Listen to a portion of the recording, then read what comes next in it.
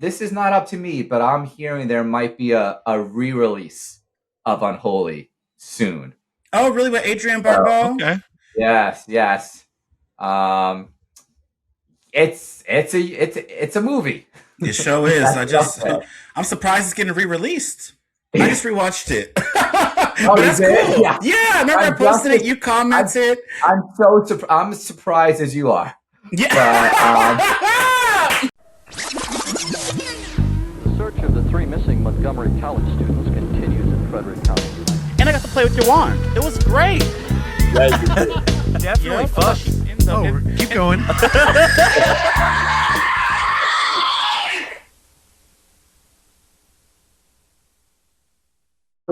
That's not a poster. That's actually from Scream 4. That painting was in it's not. I swear. It is. That was in Scream 4. Where was it in Scream 4? I watched the movie 20,000 times. That was then you should know. The barn scene. The party barn scene. Oh, at the Stabathon? Yes. Yeah. Oh, girl, I'm going to have to go look. My God, you found it. Is that it? How did you find it so quick? Scream 4, The Art of Stab, HelloSydney.com. I like the second that I saw it online saying auctioning off art from Scream 4. Man. I was on it. Oh my God. What's it been like not having a real producer on the show? You see how fast I pulled that up? You ain't been on the show for 5-6 episodes. Bro. I was getting used to it. I just want to say that I feel so honored that Evan actually made it today. Because I know, Hell yeah. Thank you, because he listens. He ain't been on the show for at least 20 episodes. Where is your camera, Terrell? Are you going to turn it on? I'm in the dark, and from Don't Look in the Dark, so I'm going to be talking through the dark. So why were you late? it ain't show up late to the party. Because I was in the dark. I couldn't find myself. I looked into the dark. And I want to see you, though. I can't see you now. You can see me. You got to keep looking. Don't look in the dark. Yeah, you're right. You could be hidden there. Yeah, let's get back to this. Terrell's only half dark anyway, so turn your fucking camera on. So we're back to the office. So tell us about this office and this wallpaper you got on here. Is there like a encryption or something? Is there spells on this wall? Like, what is this? I don't know. I feel like those symbols look scary. Or those flowers? It was set up 10 years ago, and when we were looking through wallpaper, I was like, okay, this is horror adjacent, and I feel like it just works. It helps get those creative juices working. Okay. The fucking vibe. I don't have even drywall on my wall, so you're several steps ahead. I think this would actually look good in the shed. If you put this up there, it would look better than what's up there now, for sure. I like it. I like it too. No, I would rock that in the shed, dude. Imagine my vibe if I had, dude, also if I had the shoulder formation that you have. You have incredible shoulders. Okay, I we ain't got time. I ain't got time. Let him keep going. Let him keep going. Please, go on. Just imagine me with that wallpaper in the shed, with that kind of like physical stature, like really just owning my space that I'm in. Like it would be something else. It'd be a sight to Evan, you'd have to eat something other than Chex Mix and rum. That's true. That's true. Evan Evan is a creative genius. I've been talking to him a bit online. He's telling me about some of his ideas. Like, I just want to put that out there. Thank you, dude. I mean, besides Florida Man being so great, some of the stuff that he's been talking about, like, amazing, fantastic. Samuel, you got to get off 4chan. It's not a good spot to hang out. Okay. Oh, yeah. I don't know what all this is, what's going on. But in the dark, Terrell, you got to turn your camera on. Welcome to Footage Foreplay. I'm so glad you listen every week, and I'm so glad. Thank you for listening and to our crazy asses. I already listened to the Baptiste episode, which just came out this morning. Oh, shit, dude. That's how big of a fan I am. I didn't even know it dropped. I've been waiting, but thank you for listening. That was That's another how little great of a fan Terrell is. No, because I've been asking about the episode. It's supposed to go up on Thursday. But anyways, I am so glad that you're here.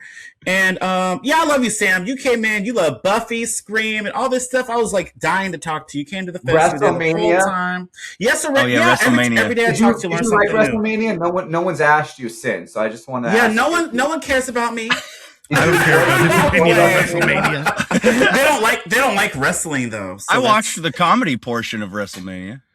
I did too. Tony Hinchcliffe don't count. I also stopped watching wrestling because Terrell spoiled an event he didn't care about. No, I didn't. Yeah, I do. I remember. Lying. He put it was Undertaker lost at WrestleMania, You came over. He had no idea what was going on or anything because guess what? I grew up on wrestling. Terrell's a newbie because his boyfriend likes it. And he came in and spoiled it. And I said, you know what? I ain't even going to watch it now. And that was the last time I did. And now Terrell, he's always like, oh, you don't even like wrestling. Russell, did you ever turn my watch camera off. early ECW? Yeah, I love ECW. I feel like you sort of, with the hat and everything, have the young Paul Heyman vibe going. I've heard that before. But last time it was an insult, so I'm going to take Every yours time as it's a a compliment. He was so formative. He got me through high school, him and ECW. And Oh, hell yeah. What was his name? Paul Heyman. Paul Heyman. I would say you're more of an old Paul Heyman, Russell. Oh, well, thank you. Yeah. Because he's still active. I don't like He's Paul a great Heyman. writer, too. But that's the old fat just man that just he making that 'cause you're reactions behind the wrestler that he attaches himself to. Yeah, not a fan. For me, he's a writer, too. He's a huge part of it. That fool is, yeah. He has a big impact I'm on going to wrestling. look this guy up. He has got me stoked. He created the spirit Yeah. behind, this underground counter influence of wrestling back then, which, I feel is very I've seen apropos this for guy. wrestling and even found footage movies. I've definitely seen this guy. What movies is he in? Younger. Look at him younger when he Hell wore yeah. a hat. Oh, there's no hat here, but there's a trading It's card. more the style. It's more the style. Yeah, I could see Yeah, it. it's funny because I was just thinking about that. I've been wearing this hat as kind of a bit for nobody because it's just a black hat, but it's an only found footage fans hat. But like the logo's on the wrong side for the camera, so I'm like, it makes me. It's almost like prep in case Rich ever tried to say I didn't like support. But His he sponsors must seems to love only you. do that to Terrell. Man, I swear I've seen this guy in a fucking movie. I'm looking for it, and I don't know where have I seen this man's face? I don't watch ECW. Terrell is a handsomer, younger version of Paul Heyman. Hell yeah, thank you. I don't like Paul Creative Heyman. genius. All right, y'all. So Sam, back to you. Don't look in the dark. That's why my camera off because the darkness is so cool. Another talking in the movie. But yeah, I want to know about your start before we get back into all this fun stuff. Let's get into some about you. Talk about you.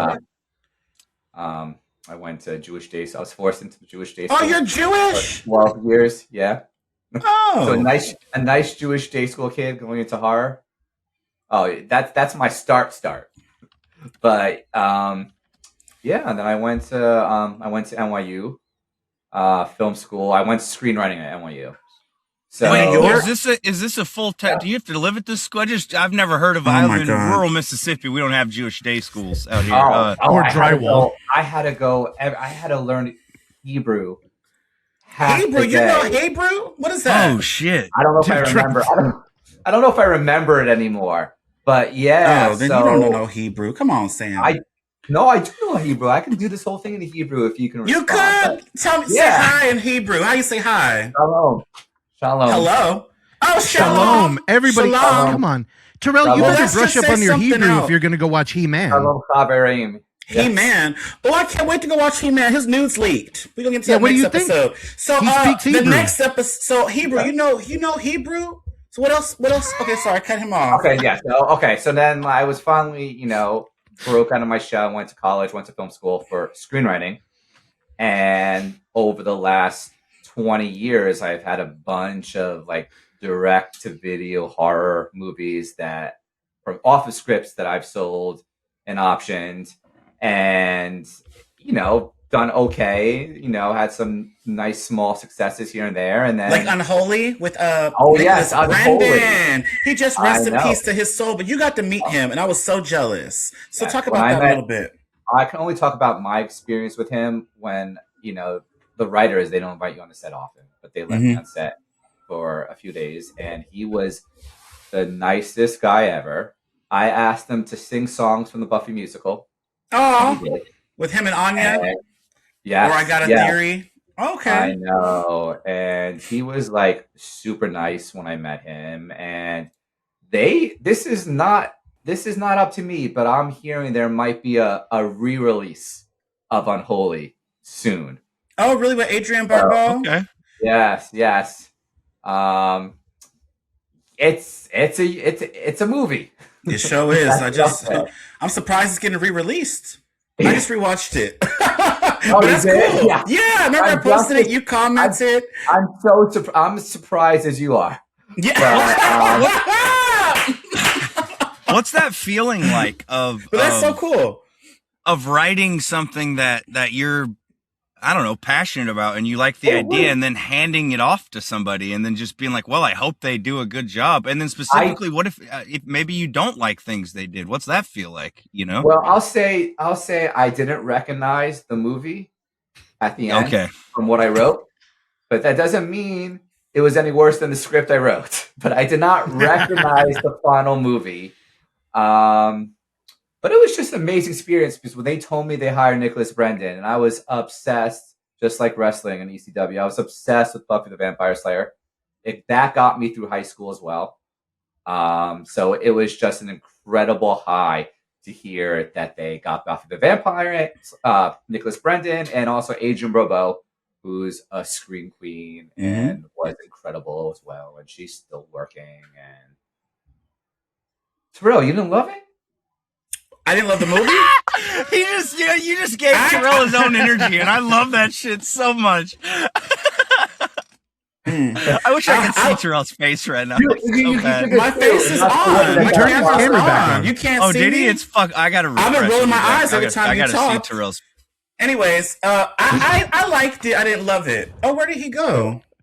He refreshed. It's okay to lie to me, though, Terrell. You can. I didn't lie to you. You should have got it when I said surprised the shit was getting re-released. I was like, why? Anyways, there we go. Oh, I see you now. Okay.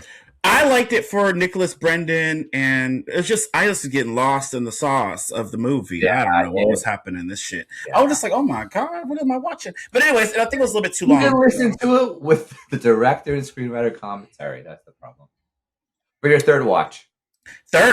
Yeah, period. So next up, you did all the independent stuff. What was next? What got you back into film footage? That I wrote that was called Breadcrumbs, which was like a hands-on griddle horror movie, and tons of scripts that I've optioned that they get so close, and then at the end they fall apart for one reason or another, and then get made. And then I was at the point where I was like, okay, a lot of my movies, like I said, I don't always recognize the final product from the screenplay that I option or sell. And wouldn't it be nice to try to give my hand to direct my own product, my own project, my own script? And that's sort of how Don't Look in the Dark was born. Okay. Well, that is a very different type of movie. I want to know in your thought process of why you came up and how you came up with this. Okay. There's a few reasons why. I mean, one, I had never directed before. I didn't even study directing. So I wasn't going to get more than pennies from someone to make to give to a first-time director to make a movie. But I heard an interview with Stephen King, and he was talking about the King. The King. And he was, giving off his regal knowledge, saying how he feels that the truest and most artful form of horror always has been and always will be radio, because what you hear and what your mind can imagine will always be more powerful than what you can see. And I feel like that's a reason why also podcasts are so popular now and that form of media. So I took that notion, and he also used the word darkness. He said you can read a book and close your eyes and imagine whatever you want. You can listen to a podcast, to a radio show, close your eyes, imagine whatever you want. And what you imagine often is scarier than what you could see in a normal cinematic narrative film. And I took that notion, I was, okay, how can I sort of marry that idea of darkness, but still make something for the cinemas or for streaming where there are visuals and there are those elements of normal cinema, but also you can be plunged into this darkness and you can have that immersion. Because I really think it comes down to immersion, especially when you're dark and you're hearing things. You could be really immersed in what's happening in a way where you're seeing it not always the same power. I mean, of course, in horror movies, there are jump scares and you're seeing everything and it could really terrify you. But I really wanted to experiment with this different idea of how we can terrify people. Something that hopefully really hasn't been done before or explored before. And it was something I knew would be dangerous and I knew would be polarizing. And I do not recommend anyone who's as sensitive as me in the future to create anything as polarizing as this movie. Because, yeah, I mean, I shed a little tear at every bad review, but Oh, really? I have my emotional support human. So Jane. Yeah. Well, and I mean, me and Russell I love her. have this conversation too Love about you, like, dude, if you're making art that's like challenging and different, like that comes with it, you know, that comes with the territory of doing something new and doing something like fresh. And like, you're going to have people who are like, fuck this, who reject it immediately. You know? So I think it's a sign you're doing cool shit is what I'm trying to say. no, I appreciate that. I just need to go with thicker skin. And well, and it's interesting you talked about the sort of using your imagination in the dark to and how your imagination can concoct something way worse than what you could show people.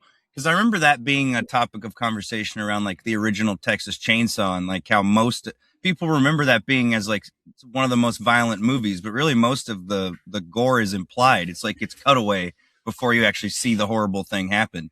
And you kind of do that with Don't Look in the Dark, but instead of like having to show them a leading moment, you almost feed off of 20 something years of found footage with your implications, because we have all these things in our mind from all these found footage movies we've seen where like people are walking through the woods, that anytime you give us an opportunity to just imagine what's going on, it's like our minds go to the worst possible thing immediately, you know? So it's, yeah, I mean, interesting you say that because I felt like obviously Blair Witch Project is a big inspiration.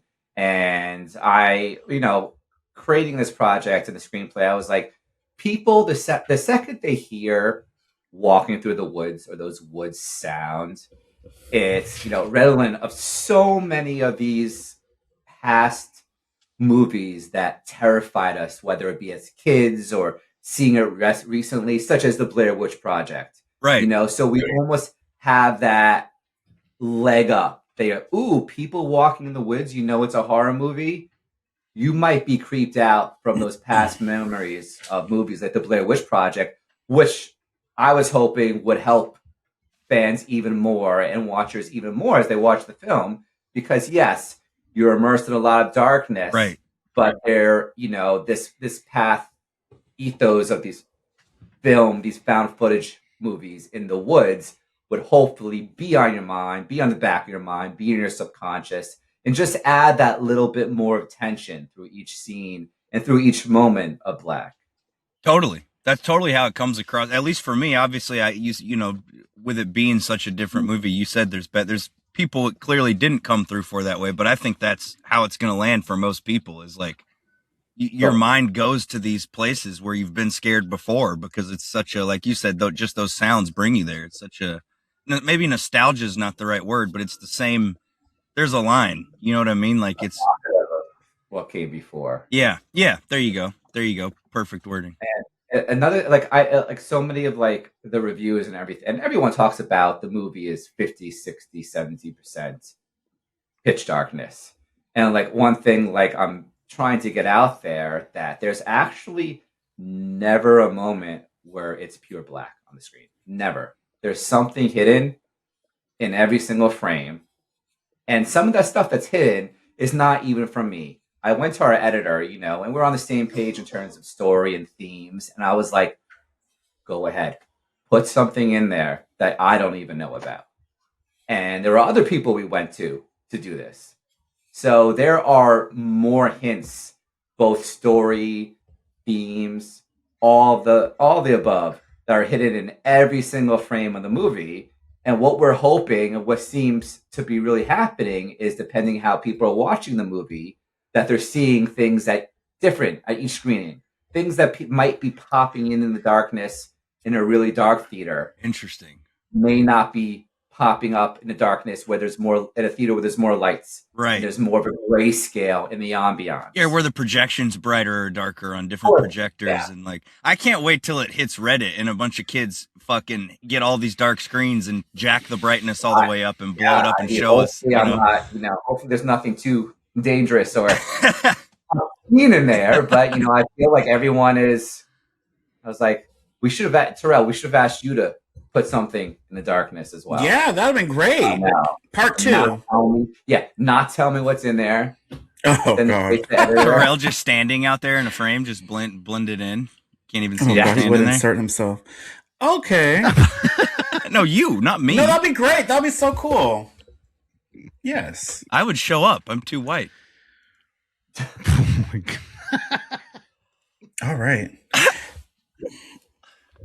All right, so back to your movie. So basically, yeah, I get that too, because on the jury, we're all talking about your film, and different people on the jury were all saying, "Oh, was there stuff in the black?" So I wanted to ask you that question, so you kind of already answered it. But some people watched it, to prepare like on different screens than in the theater, and they saw different stuff. They didn't know if it was a glare of their screen at home or what. So I was like, "Oh, I don't know. I didn't see anything. I didn't personally see anything when I watched it, but there's like little things that go by a little bit, like little. I just thought it was maybe the black coming in and out. Black fluctuates. I work in framing, so there's a lot of different blacks. So it just depends. I thought maybe it was different layers, but I don't know. It's kind of cool to hear that there is some stuff hidden in there. I kind of want to see it, like he said, brightened up or something to see what the hell is behind there. But there is a warning. Your movie did say don't look in the dark, so I don't know. No, people are not listening now. That's human nature, right? To do the thing we're told not to. So obviously, yeah. Smart title. That was the title went through a few iterations, and then this command, I was definitely thinking the reverse psychology behind it. Like, yes, don't look in the dark. Everyone's going to look in the dark, hopefully. And so that's what we wanted you to anticipate when the next image pops up. Yeah. That gives you a clue of what's happening. And in that time, we're hoping it forces you to look at the screen because you don't want to miss what's coming up next. So it forces you to look at the screen. And we do notice, again, that some screenings we've had, you could see almost everything clear as day that was hidden in the dark. And then really? When we screened at UF, it was such an incredible theater, and that theater was so dark. It sure was. And then I was a little flabbergasted that I could almost see nothing in that screen. Yeah. And I was like, it's such a good projector.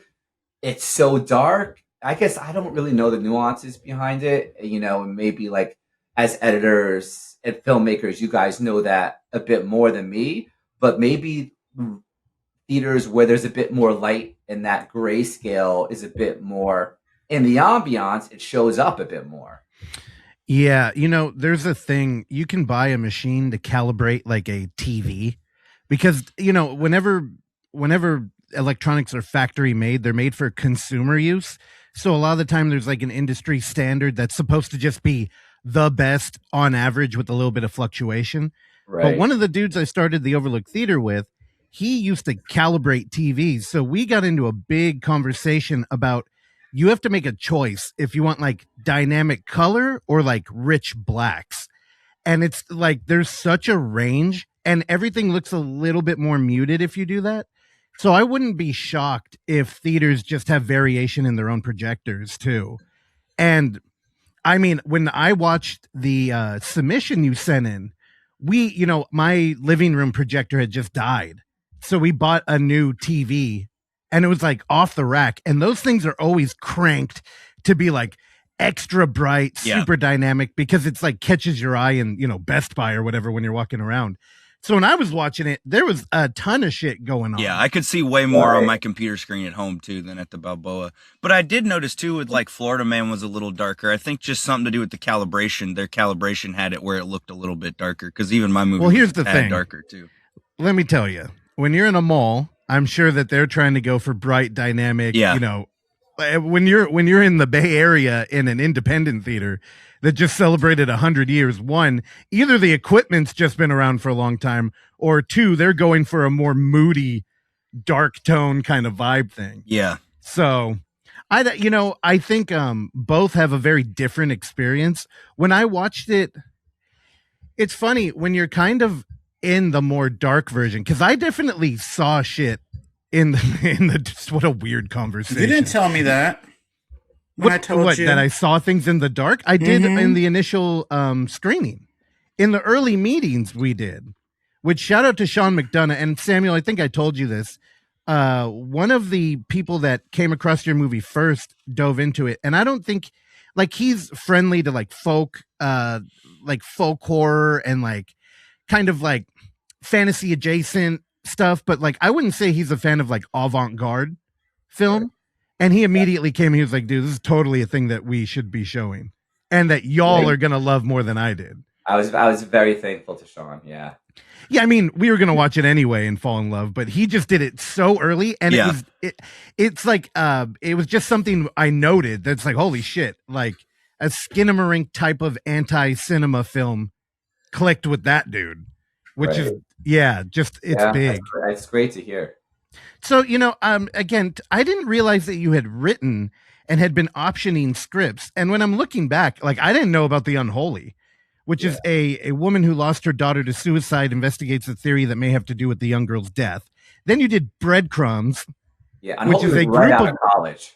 Okay, a group of porn filmmakers are systematically attacked by two children. Where's that at? Let me go on. That one was a right for hire.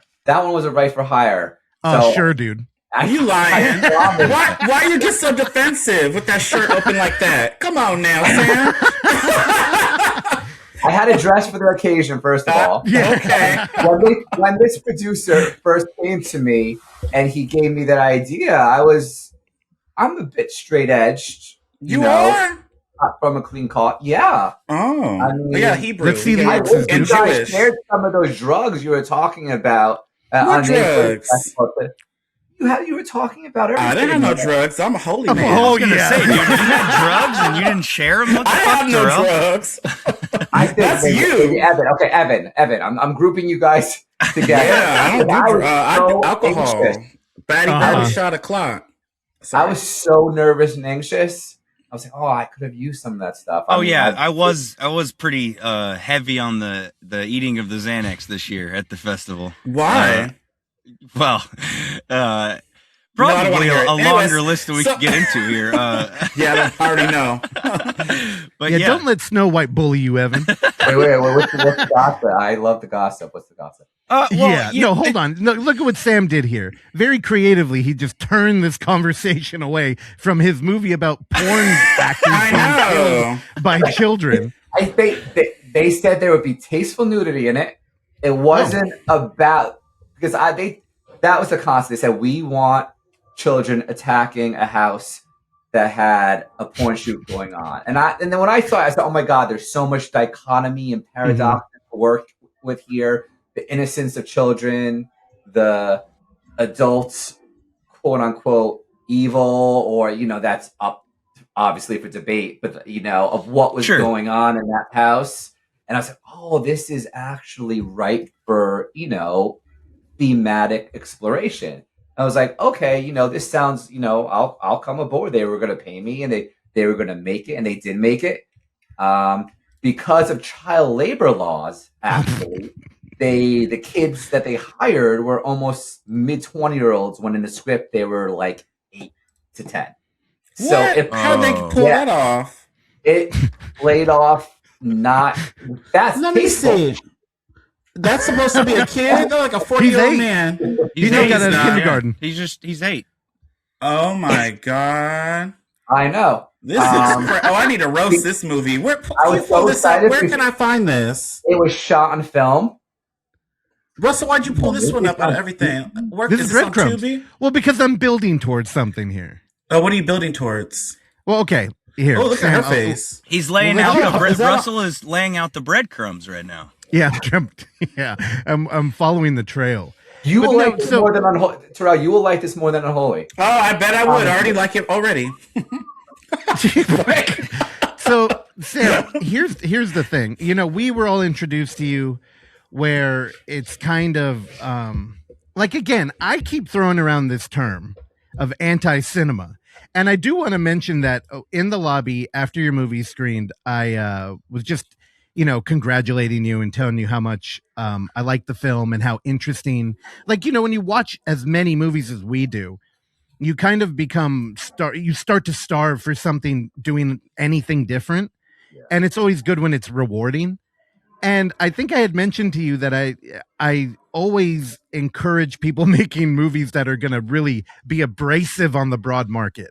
Right. And Adrian Tofay came at me. He was God bless him, right? God bless him. You were there with him, and he was just like, "You're wrong. This movie will transcend cinema." And I was like, "Man, are you in character? Like, are you filming right now?" I am hanging on to that quote as long as I can. Dude, well, here's the thing, and I know now that you had gone to NYU and you're a Jewish fella, so I'm looking at your previous movies and I'm like, it looked like you were writing scripts for the market, right? Now, I'm curious, Don't Look in the Dark does not seem primed for market. That's a fully art film. Yeah. So what were you for me to do something Unholy, I'm not sure you would describe as fully primed for the market as well. It's has its artistic merits as well. It does. What is Foreplay? The only podcast where we'd call kids assaulting a porn shoot made for the market. No. Unholy's the other one. Yeah, I mean, I'm hoping that very few films do break out, but films like Skinnering and The Outwaters, which are more, I guess, immersion based and more how it makes you feel as opposed to a purely linear story, have been breaking out a bit lately. Hell yeah. I know who you are. Well, next time I see you, you're gonna have to sign my Unholy copy. You want me to buy? I'll buy it back from you if you want me to. What? You don't own this? I'll buy it back from you. No, it got Nicholas Brendan. Yes. Is that, dude? That slipcover looked nice. It says they know who you are. It was Anchor. It was Anchor Bay. It was Anchor Bay Entertainment. Stars. Yeah, Anchor Bay used to put out some good shit. Yep. Physical media. Right. No, I mean like their physical media. Yes. I don't look in the dark. I knew I wanted to do something subversive, something that would anger half the audience, but hopefully get the other half to really see what we were trying to do and really appreciate that something truly different. And if people can connect with it and feel that tension and maybe that panic a bit, like who knows what can happen to it? I mean, Skinamarink had a huge following online. It sure did. So that's we're talking to a few interesting people now. So we'll see what happens, but obviously it's not your broad mainstream horror flick. Dude, well, you did some commentary on this. I gotta listen to it. I gotta see what you said about this movie. Look at this. Sam commentary. You have to buy the re-release too. And it says, one of the most controversial releases in years. This is the film they do not want you to see. Never mind. I want to say something shady. No. You have to be as hard on me as you're on everybody else. I heard I thought you were a little hard on Baptiste. No, I wasn't. Very funny. He's very funny. I was so kind to that little gentleman. Oh, about him being a comedian. I gotta listen to that episode. Oh, he ain't funny, girl. There's no way in hell that man's a comedian. It's a dry French humor. He said he wasn't funny anymore. He made you laugh? He was just being modest. He is funny. He ain't funny. That man is not funny. He's not cute though. He got something going for him.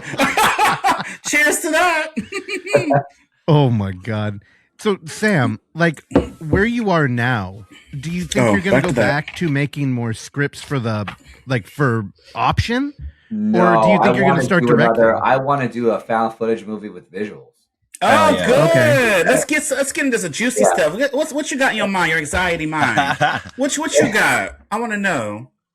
Well, I just had a Xanax, so it's the anxiety. Hey, Oh, I shut know. up. You do seem different because in person you were just straight up. You look like you were scared to say hi to everybody. You just look That's so. my- I don't know. I was that's scared to my talk base to level. you. That's my What? base level. That's my No, base your level. face was. Even Jane Good. told me that's the way he is. I was like, oh, okay. I know. Anyways. Yeah, I mean, I guess if this was, there's a lot of Blair Witch Project inspiration in Don't Look at the Dark. So I have a few things percolating, especially one that would be more of my haunted house paranormal activity inspiration. Because those two films are really seminal films in my coming to love the genre. I mean, I saw Blair Witch opening night when it came out. Oh wow, were you scared? Yeah. With that face, I I can loved it. imagine. I loved it. I'm sure I looked scared. I bet you did. It was my first date with my ex-wife. Oh really? Yeah. Blair Oh Witch my Project. god. Yeah. Okay, did she like it? I think she went for me. She was not a big horror fan. Oh, that's why she left your ass. She's like, I ain't looking at the dark no more. I'm like, I don't know. We're best friends now. She's very happy with her girlfriend. Oh, I like that. Yes. Willow and Tara. Oh, I'm here. Yes. Oh my God. That's why she didn't want you. Oh my No. god, you turned her lesbian. well, What did you do, Sam? That's what my friends say. Oh I was my probably god, you do doing give me it. butch vibe, butch lesbian. I do. I don't know. What the hell? You turned her lesbian. I did. Oh, I love it. Okay, I know. nice. I stood by at first turning her straight. But then I You guess ain't See, turn that's that the girl takeaway, straight. dude. That's the fucking. If there's a takeaway, it's that. I like that. You I are like so that you funny, temporarily Sam. turned her anyway, straight. we're best friends now. We're like brother and sister. We Oh. share the kids half the week. She's friends with Jane. Mm. Everything's amazing. Maybe she'll Okay. come out one year.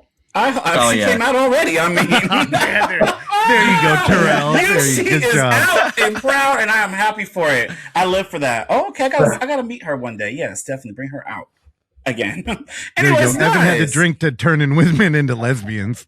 He's like right there with you, brother. Oh yeah, he is. He know how to do that too. I had to pour one out for that. You're dude, like, for I am myself. not going back to Holy no more shit. dick. Okay, period. Oh my God. I'm sorry, Sam. You probably think I'm crazy. I am, but I took a bit of umbrage when Russell was mocking our bromance that was blossoming. oh, I know. I had to scale it back because he was shady as fuck. I think he was jealous. Yeah, Uh-huh. Russell, what was that about? Yeah, because he has everyone. Every person always loves Russell. I have no one ever. It's always Russell. What? Russell show. Yes, for years. It's always the Russell show. Evan tried to jump in. He'd insert himself. So it's just me off to the side. I can't Look help at it that this. I have natural Funny charisma and little people bit are drawn to attention. me. I have Everyone charisma, gives uniqueness, nerve, and talent too. Yeah, you are Period. one. Here's the Thank thing. you. Of all the people here who are talking about the medication they're on, Terrell's the only one that should be on some. Listen to that delusion he be living in.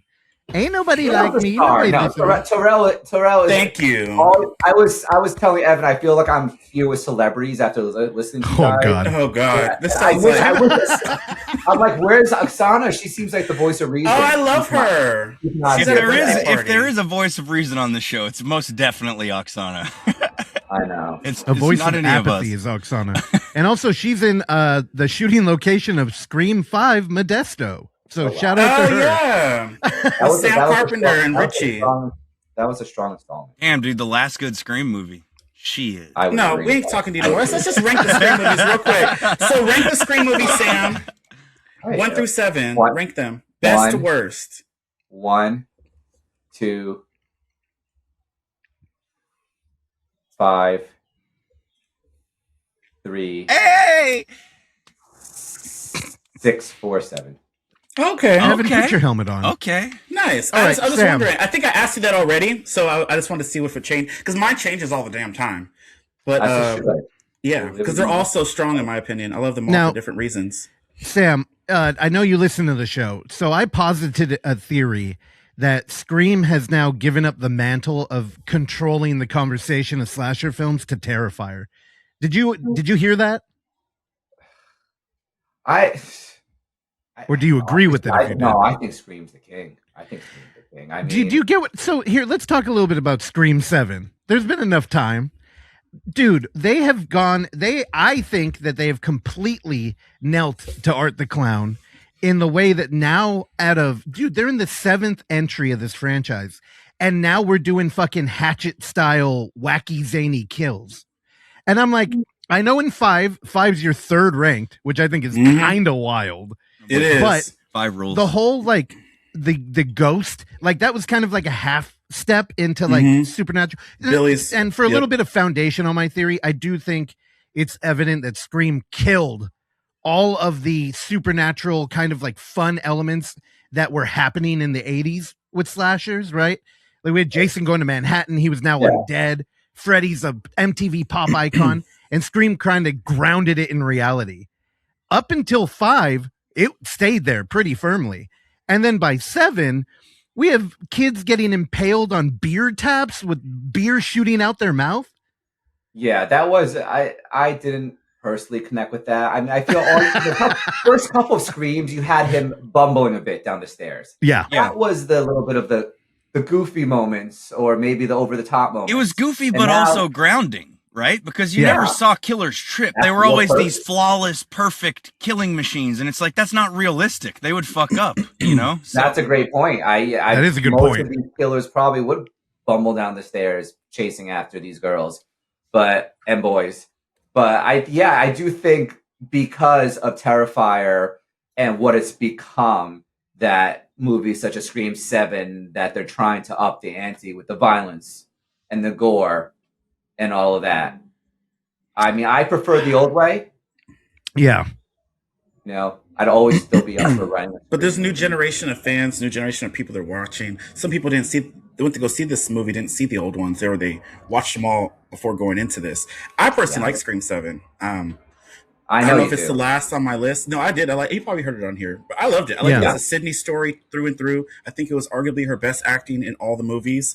I did like it. Like the reveals and shit was just generic and whatever, in my opinion. But for me, it just wasn't what it was. It was about Sydney's growth, her story of having kids and wanting to have them go through what she went through. So that was a horror in itself. I'm not a parent, but I feel like if I was, it would connect to me a little bit more. And she overcame it. And what's up? You're all about the character arcs. I do, and Sydney's my favorite final girl, which is why I think I connected to it in that sense. So I was scared for her. I was just like rooting for her. She's still badass as ever. Other people surprised me too, like the fucking dude from the House of Villains host, Joel McHale. I thought he was great as the husband, because I was seeing him being goofy and dumb and weird, and he was just great in this. I was like, he was like the new Dewey. He should have died, but he lived. I love the twins. I know Russell hates them because he thought they should have died. I like them, but I love the twins.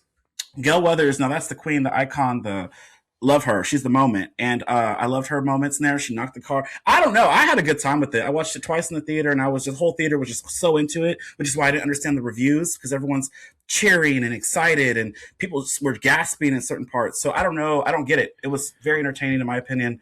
And I watched it twice too. I watched it once in the theater with my 11-year-old and with Jane, my fiance. And then always seeing a Scream movie, it's such an out-of-body experience because of how much that movie meant to me, the first one.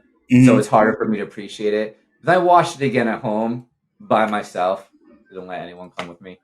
And it still just didn't do it for me. Okay. No, I get it. It's not like the first one is the original. Liking it. I have acquired a copy of Scream 7, and I will be reporting back with my thoughts here shortly. I don't want to hear your thoughts. You don't like Scream.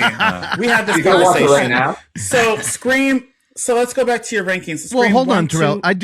Terrell just thinks any critique of a movie means you don't like it. No. Or to be clear, I do like Scream 7. I just think they used to control the conversation, which is also my beef with the movie, is that they always did such a good job of like kind of analyzing the moment in horror. But it is. It's nostalgia. Everything now is banking on nostalgia. In real life, it's different. Like in Scream 5, they coined another term, like requel. And it was like they were still like creating terminology. That's part of the vernacular, and they were still driving it.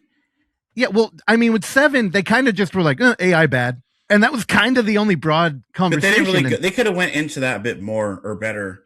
the or AI at angle, all. because that was kind Yeah. of weird. I didn't like the AI. I didn't like the Stu coming back. I think he's dead. I don't like that moment. It made it less What do you scary, think, but Sam? Do you want Stu to be alive, like in the first movie? I missed the voice. I missed Roger Jackson's voice.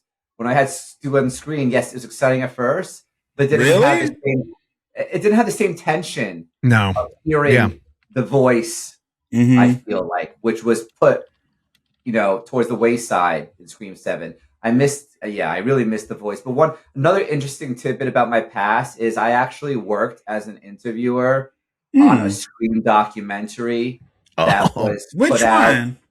It was put out for Screams 1 to 4. Paramount put it out. It was actually the executive producer Was it Inside Scream or was it the retrospective? It was I believe it was the retrospective. Because I have all those. You on there? I have the little bonus, the rare bonus discs. I have all that. Yeah, Henry Winkler was one of them. Liz Schreiber and Parker Posey. You didn't tell me. Oh, I love Parker from Part 3. She's a star of Scream 3, bitch. Really? Yes. So you're on the interviewers on that documentary? I want to rewatch it. It's not my face. It's my asking. I hate being on camera. I know you do. I see your face. So what I want to hear. I can hear your voice on there though, asking the questions. Yeah. I don't remember that. Okay. I don't remember, but I'm asking the questions and they're answering it. But I got to meet those three. They're not giving themselves enough time with these new Scream movies, is my theory. Like, I think the best Scream movies, if you look back historically, specifically writing-wise, right? I'm not, because I don't fuck with 2 as much as you guys do, but I do That's crazy work. 2 is so good. I do see that 2 is a really good movie, but only because so many talented people worked on it, and there's so much good craft and set pieces and stuff. The writing of 2 is weaker, I would argue, than like 3 or 4 even. But I think because they give themselves, if you look at the release dates, like you had 96 is the first one, right? They had all this horror to riff on. They rushed 97 2 was the next year, right? And I think the writing's weaker 2000 was 3. 2000, they gave themselves a few years. There was more horror to riff on. 2011 was 4. 11 years, 4 rules, and 5 rules. There was another gap. But then you get to these newer ones and there's less horror and less stuff to riff on. And there's not enough time that goes by for them to like make a statement like you guys are talking about with the AI and stuff. They don't take the time to craft a thoughtful, thematic, like narrative around it. So the writing is way weaker in those. And the fact that now you don't have Wes Craven and all this, like you don't have the same caliber of craft in every single role like you did in the 90s. So the overall product is weaker, I think. That's my take on the trajectory. Scream 2 had a killer opening sequence. The opening's incredible. That's the best part of Scream 2 for sure. I'm in the minority, but I loved when Derek did that whole singing thing. I like that too. Oh, that's actually my favorite part of the movie. I like fantasize. And Omega Beta Zeta. Do that to a girlfriend. Yes. Sarah Michelle Gellar, her scene was iconic. Oh, yeah. Omega Beta Zeta, yep. Her running up the stairs, getting stabbed and thrown off. She wanted that though. Well, here's the thing. He does I like the necklace. Sydney's and it crushes. Fighting. He does the that reveal in a was lunchroom amazing. And it crushes. If I did that in a lunchroom, it would bomb. The girl would leave me. Yeah. Like there's no like I want that fee. I get it, Sam, because it's like you want to do that and have it work, right? Like yeah, exactly. Trail's knocking him out today. All right, so yeah, go Russell. Well, we can't keep talking about Scream. I just want to refute. I just need a minute to refute Evan's thing. I think again, first off, you keep saying riffing like it's a parody movie.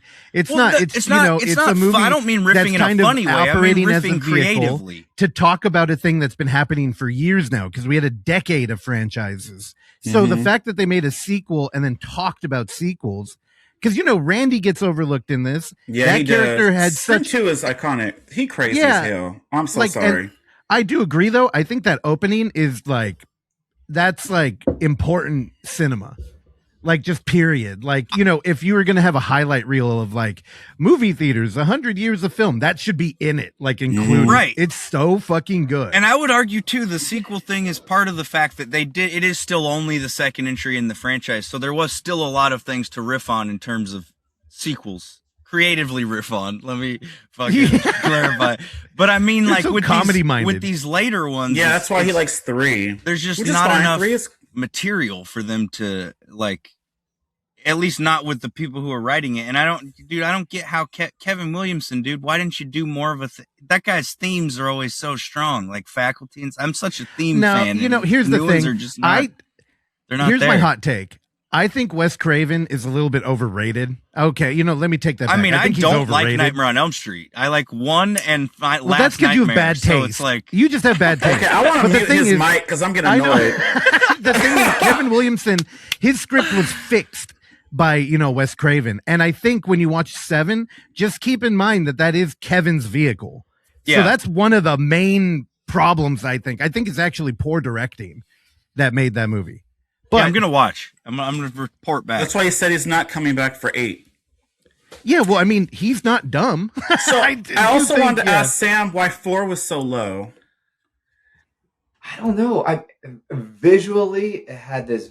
The color grade is psychotic in that movie, right? Yeah. Okay, let him talk. That's fixed already. June 9th on Blu-ray, the 4K copy is cleaned up. So I heard okay. box. Thank you. Oh. Back to Sam. I don't know. I mean, Jill Roberts, I think, was great. Yes, she was. Arguably the second best killer. It was accidentally ruined for me online. Oh.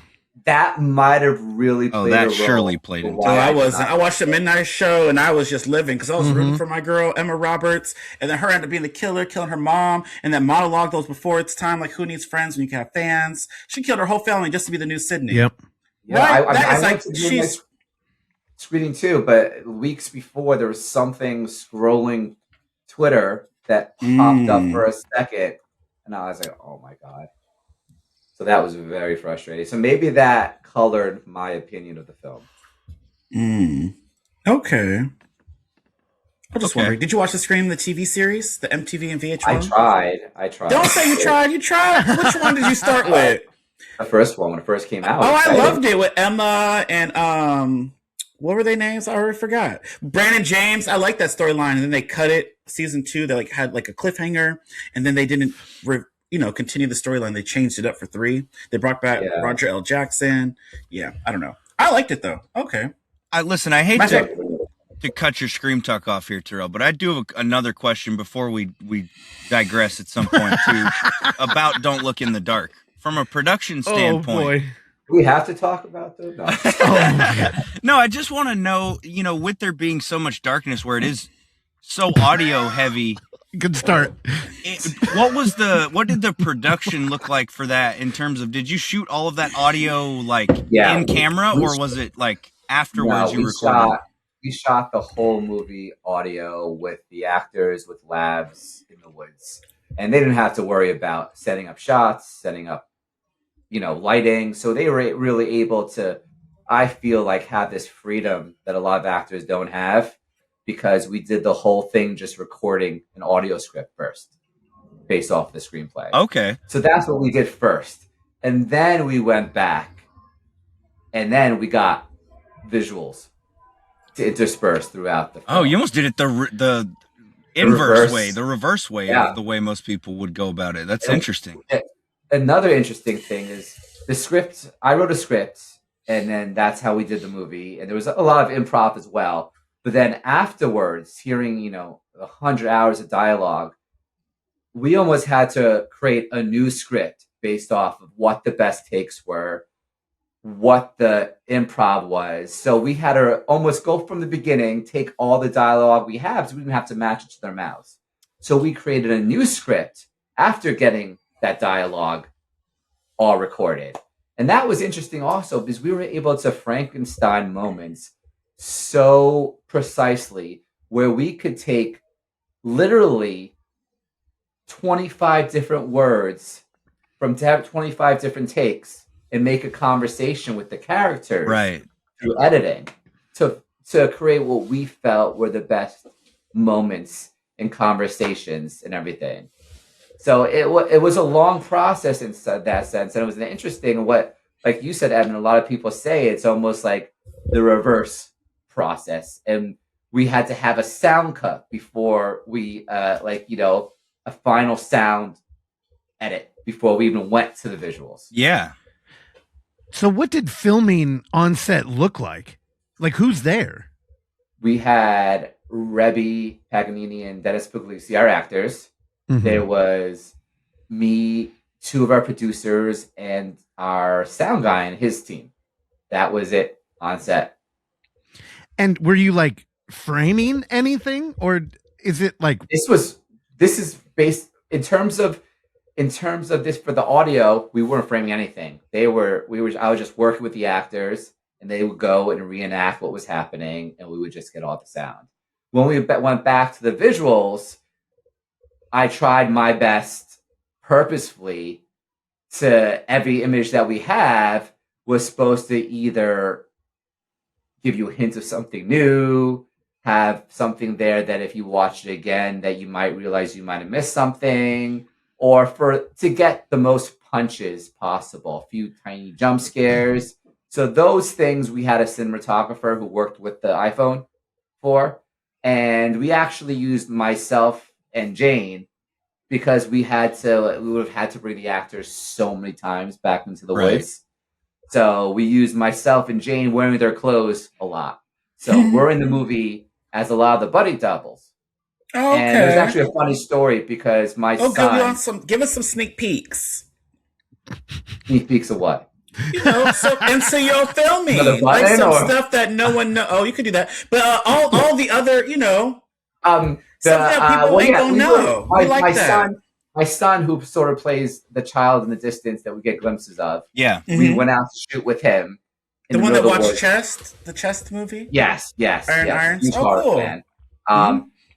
And then we were there in the middle of the night, and then we had a biker who was like a 19-year-old kid stop his bike and yell, "Hey, kid, are they harming you? Do you need help?" Oh my God. As we're shooting, because I'm yelling because you're allowed to yell at your actors if it's your kid. Yeah. Oh, so really? I cannot imagine you yelling. No, maybe not. Yep, I knew it.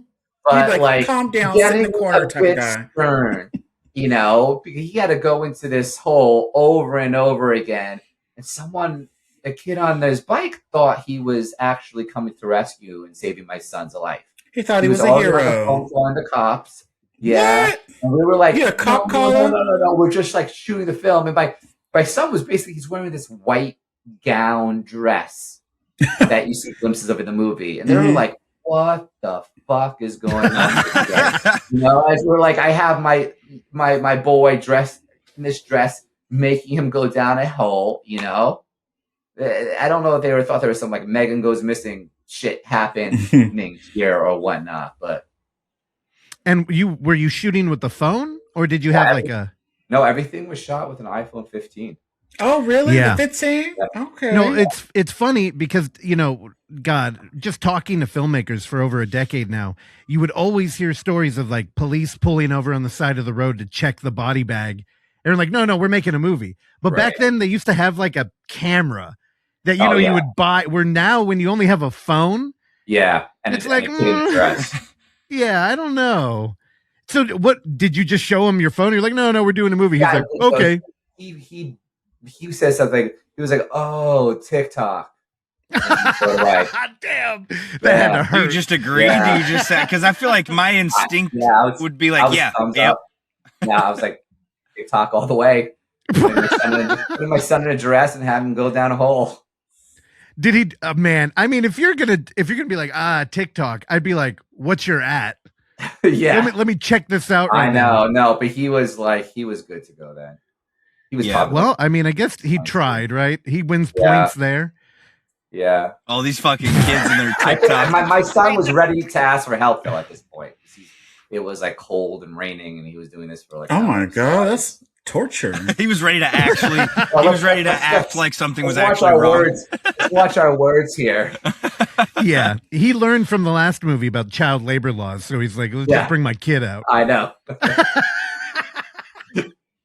Well, damn. I mean, Sam, I hope you had fun at the fest. I knew when you submitted your film, the first things we have to think about, art house film, is this guy like genuine, or is he trying to just like find a way into the market?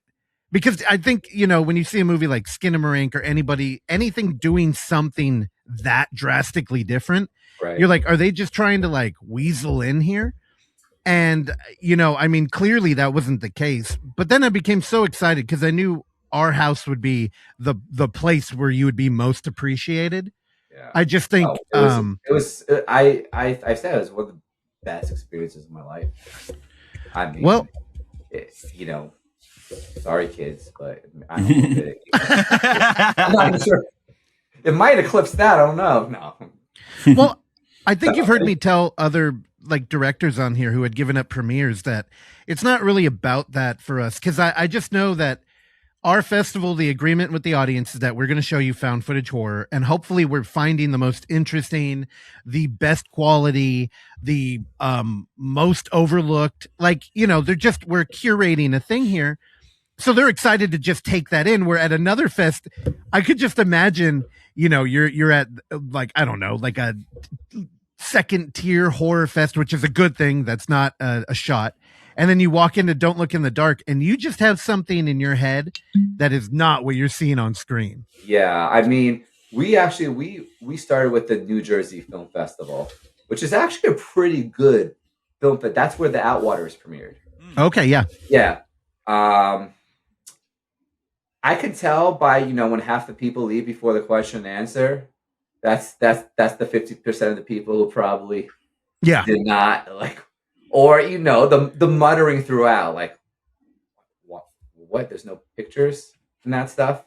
So, it was something, it was definitely 100% the perfect home for our movie. And I'm just like learning as this experience goes on, and as we're in other festivals, that it's very different than us. And I'm so like humbled at these festivals, that this film's even getting into festivals with basically no visuals, putting a black screen in there and like getting into these festivals and everything. But I'm just girding my loins, knowing that a lot of people are gonna hate it, and hopefully some people enjoy it. And I just have to go along for the ride, and we'll see what happens. I'm the type of film fan who I always get a kick out of it when I go to a movie and people walk out of it. Have you had, because I'm guessing you've gone to most of the film fest you've played at, right? Yeah, I went to two people walked out of New Jersey Film Festival. We just were at New York Cinefest, and that actually went over really well. Oh, good. I saw your pictures, I think. Is that the most recent one? Yeah, that was last weekend. Yep. That went over really well with that. I'm not sure a New York audience. I don't know. I was not able to go to Toronto Indie Horror Fest, and we went to one that was in Pennsylvania. I've had a few people walk out. Yes, I think Jane's walked out. My fiance's walked out at least twice. She probably seen it enough. I know. That's all. You probably make her watch that shit over and over. She's begging me not to go anymore.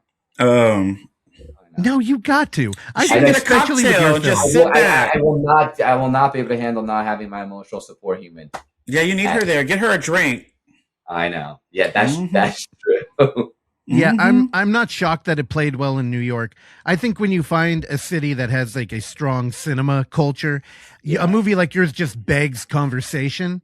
Right. So, out the Bay Area and New York are your movie's gonna play. New York well. is scary, girl, with them rats.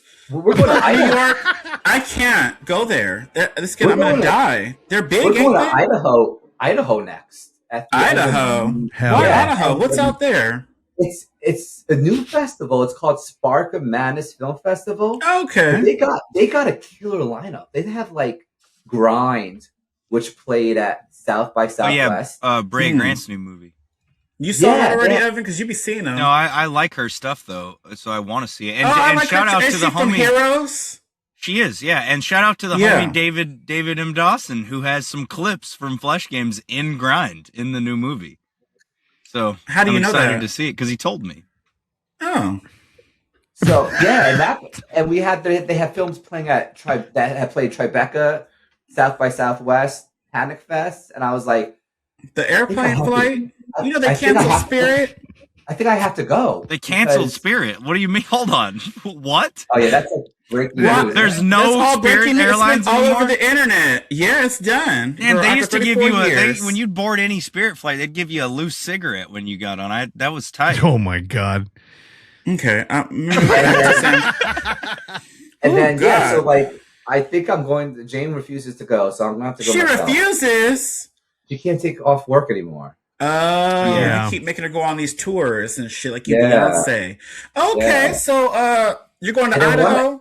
And then we have one in Manchester called Gasp Horror Film Festival, which is Manchester. amazing. Is that But you England, have to- London? You have to have a director, writer, producer from a marginalized community. So Okay. my ex-wife, who's the executive producer on the movie as well, Oh, Willow.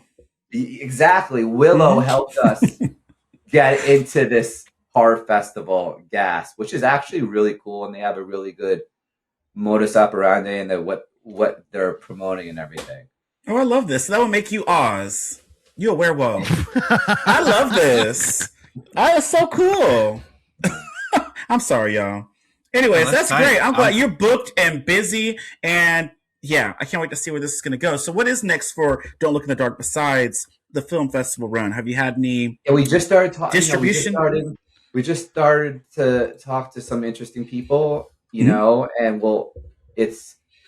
we just started to have these conversations after UF, and there's you guys really not only champion us, but you helped us get out there with the world of horror reviewers and influencers and everything in this horror world family, and we've had a lot of these great people like really championing the film.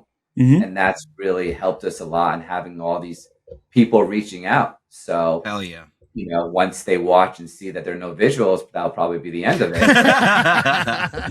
But that's where we just started discussing. I mean, we're discussing distribution. We're not going to wait until the end of the festival run. Like now's the time, as we're trying to build a bit of buzz. Yeah. Okay. Damn, this Idaho one looks pretty tight. They got a cool Doesn't it? location. Yeah. Don't I have to go? I mean, I feel like I'm scared, but And I haven't been You to always Idaho in a gonna be long time, but scared. I've had a good time every time I've been in Idaho. that I don't Gasp know where one, that is. you're the Friday night movie. You're well, closed. no. I'm 12. I'm the if you start drinking early on a Friday movie. Oh, You got- okay. Really? Whatever. No, Yeah. I like it. I think if anybody fucking sticks it out, yeah, you're starting at 11:15 But there's In the some big morning? at but night. there's some buzzy movies there. So Mhm. it's like I'm just thankful that they chose us. No, that's fucking sick, dude. Hmm. Well, I mean, you made your damn movie. When do you think would be the right time to watch it? In terms of what do you mean? In Of day. Like daytime. time of day. Like time of Oh. day. the because morning, now here, the middle of let the me- day. Let Yeah, me I feel justify like what does sound it like a doesn't- dumb question. That was I feel kind of like- dumb. I feel like again, it doesn't matter because if you watch it during the morning, you're going to see things that you see differently when you watch it at night. Yeah, period. Oh, I like your answer. There you go. Clean that And up. then, you know, if Period. you watch it on your iPhone, you're going to see things differently than you watch it on your computer or if you watch it in the theater. So I want hopefully people to debate and argue what they see, and yeah, they know who we are. Yes. Yes, they do. The re-release of Period. Unholy. The re-release of Unholy. Terrell, you might like it more on the re-release. Really? I hope it is upscaled. It They is. got it new is. bonus features. It's going to be upscaled. I'm not sure about any new bonus. Is it? They don't keep your They commentary. didn't call you have in right to do a here? new commentary, a fucking I like don't know look if back that's all owned commentary. by that's all owned by Anchor Bay and Stars, but I'm just the writer, so it's like out of my hands. But Get it together, Anchor Bay. Call back Samuel Freeman and get a fucking retrospective I'll lay it. commentary. exactly, that's what Look I'm at his saying. face. Look at Nicholas Brandon. Could y'all see Oh my his- god. So Sam, okay, I know we got to wrap up here, but I'm curious with He all looks the like writing Evan. you've done. No, you don't. Is there anything that you wanted your name removed off of? Because I'm getting the feeling your IMDb is not as long as it should be. Where do I start? Okay, Oh, yeah. you So is there a bunch shady. of are there a bunch of No. movies out there that you're not No. claiming? No. Orphan I Kids? mean, I feel like when you option a movie, you don't get your name on there in this Okay. screenwriting world. Like I've probably over my career options 15 to 20 scripts, but they don't get to production. So then, I'm not getting my name on them. I thought you had some like indie studios pick them up and just get them out, and you're like, dude, I want my name. Like y'all change that too much. No, I don't think it hasn't happened. I'm hoping it'll happen in the future, but it hasn't happened yet. Whatever. You're going to be doing your own stuff now. Yeah. I would say, you're not tour now. you you're doing your shit. To have so many scripts optioned, you're clearly aware of the market, and I know you listen to the dailies. You're in there. You're paying attention to the horror polls, but clearly you've done something a little bit against the grain here. Yeah, and it worked for you. Which I'm more interested in now. To continue down this, path. Obviously, maybe have a few more visuals in the next one, but learning as a director too. The Don't Look in the Dark, in a sense, it lent itself to a first-time director. Not knowing how to set up shots and lighting and all of that stuff. I basically really had to work with the actors and our story and what we want to try to get across. That's why I'm really excited to do another found footage movie and taking it up a notch in terms of maybe being a little bit less experimental, but at the same time, hopefully doing something that feels really outside of the box and something different. And also, I've just fallen in love with the community. Like you guys and everyone in this, I don't even want to call it niche, because I feel like found footage is like, it's taking over the world now. I mean, you got the Blair Witch reboot coming out. You got Backrooms. Paranormal Activity. Yeah, you got everything. Yeah, and it's interesting to hear you say, like, dude, there's no world in which you're not going to always be a fantastic director, because directing is literally just communicating. And you are one of the most eloquent, like, the way you say things. Yeah, just when you say something, you paint a picture. Like, I understand what you're saying when you say, I don't know, you're just an effective communicator in terms of delivering your thought when you start speaking, I feel like. So Evan, I love you. I just keep going. Terrell, what is this phrase from you? I'm just listening. Anyway, so when is this next movie going to be in process? Are you going to be ready for FX? I don't know. Probably not. F11? Yeah, maybe F11. Maybe F11. I don't know. F11 sounds stupid. Never know. I'm writing it now. Name. I would love to shoot it at the end of the summer. I'm getting married in September. You're getting married on a Virgo season? Yes! Congratulations. You're having a Virgo wedding. When? September what? September 6th. Oh, 2 days after the Queen's birthday, Beyonce. Oh my God. Are you coming? Yes, I am. I'll be right there, dressed as Buffy. I can't wait. Or in a fat Ghostface costume. That'll be great. Where's the wedding going to be? It's actually going to be at my house. Hell in New York with the fat rats? No. I'm ma'am. I'm in Montclair, New Jersey. Montclair, New Jersey. Oh, I like the Mob Wives. Okay. Drita and all them bitches. All right. Oh my God. Yeah. So, it's going to be, hopefully it doesn't rain. I'm reluctant to rain. It rains in summertime in New Jersey? Yeah, but I kind of wanted a little smaller home wedding this time around. Got it. You don't want it to go intimate is better. Scared Jane's gonna turn lesbian too. I'm just Terrell, you're stupid. No, intimate is always better. She went on her talking to you, Evan. She went on her bachelorette party to Miami, so I don't know. Oh yeah, is that what that was? With your face everywhere on the little thing? She said she's gonna save me one. Yeah, your face was everywhere. I was like, what is this? I know. That's like my worst nightmare. I know. It was so funny. I loved it though. I had to ask her, I said, what the hell is this? I did. I was in her DMs. I know. She was she went to a lovely drag queen show. Oh yes. Yeah. With your face everywhere. Who the hell is this man? Going to a drag queen show might have been how the first marriage. Oh, really? Oh my God. Willow and Tara. I love it. Yes. Period. Well, this was great, Sam. Are you happy you came on the show? Oh my God, when can I do it again? Oh, when you come out with your next movie or the wedding, I'm sure there'll be stories. I can't wait. So, before you go, we'll do a couples episode with both of y'all. Oh for my the wedding. God, what is happening? I'm still talking. Dude, I'm Evan. back. It's I'll Footage let you Foreplay. talk. I don't like I've been it. gone Get for back off. weeks, but fucking, So- I'm back, dude. No, go ahead. All right, Go ahead, yeah. So I want you to plug all your socials and or websites so people can get updates on Don't You Look in the could- Dark or it's everything just- else and this re-release. It's just at Don't Look in the Dark at Instagram. That's our film Instagram. Unholy, I think that's going to be coming out around September. Do not let Terrell's review A wedding gift color your for I you. didn't review it yet. You need to see it for yourself. You never know with that upgraded, when they upscale it, I haven't seen it, so I'll wait. I'll wait and watch it when the re-release Yes. drops. Yes. You watch it and Nice. there's breadcrumbs out there somewhere. Oh, I want to watch Breadcrumbs. Russell Did you wanted to tell me ever if it see was a on movie Tubi. Zombie Honeymoon? Mm-mm. Zombie Honeymoon's another one that came out a while ago. That was a Showtime. Oh, let's look up Zombie Honeymoon. I'm gonna forget. I was a producer on that one. Oh, you were? Is it better than nice. Breadcrumbs and Unholy? Yeah, I love all my children the same. Okay, cool. That's a good answer. 2004. Got it. Oh, look at that face. Is this it? Is this the correct Oh, movie? Russell pulled it up. It's a tragic romance. It's on Amazon. Is it that one? David Jabro? Yes, he was the director. Okay. Okay, perfect. With the glasses. Looks like Breadcrumbs is only on Apple TV right now. Apple? We're Who going to have to wrote watch that? this.